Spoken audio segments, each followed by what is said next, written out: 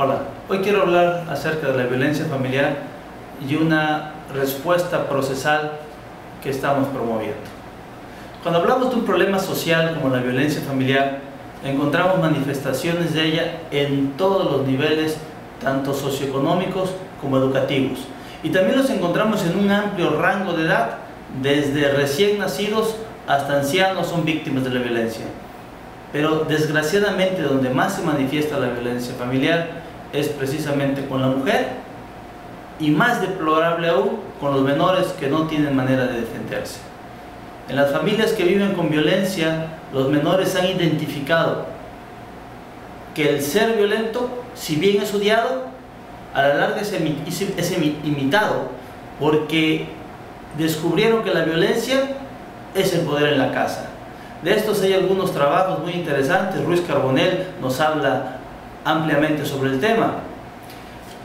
Los menores entonces y las mujeres requieren un medio que les ayude a mitigar estos efectos de la violencia, y en este caso lo que tenemos es un medio procesal que vamos a explicar. Los números de la violencia son tremendamente impactantes. En un estudio realizado en el 2003 por el INEGI se descubrió que hubo en ese año 10.949 muertes violentas derivadas de la violencia familiar.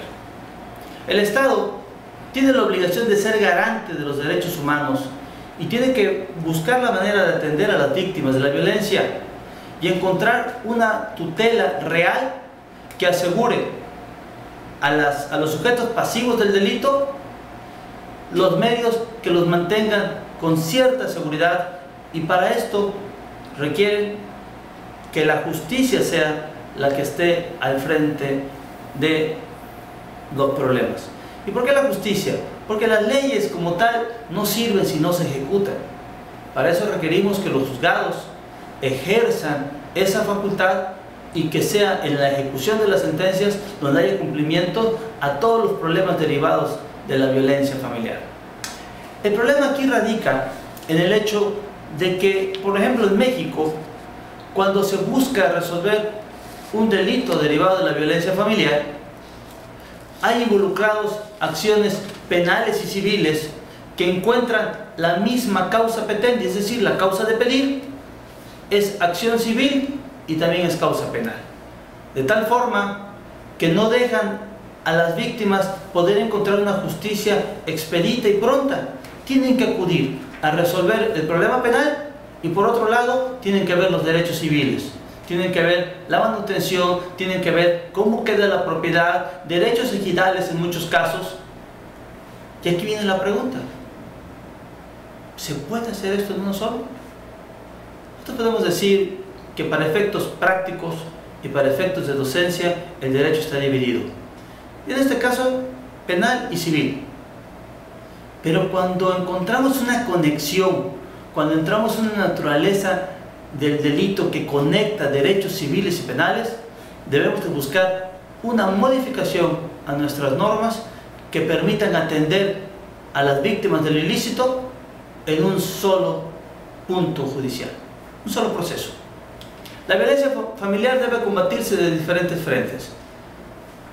Normalmente se habla de 5 frentes importantes: la creación del marco jurídico, aspectos preventivos, la educación principalmente, una difusión que dé apoyo asistencial, que notifique a las víctimas que hay albergues a donde pueden ir, porque mucha gente no lo sabe, pero debe incluir también el tema procesal, para que haya una eficacia en los procesos.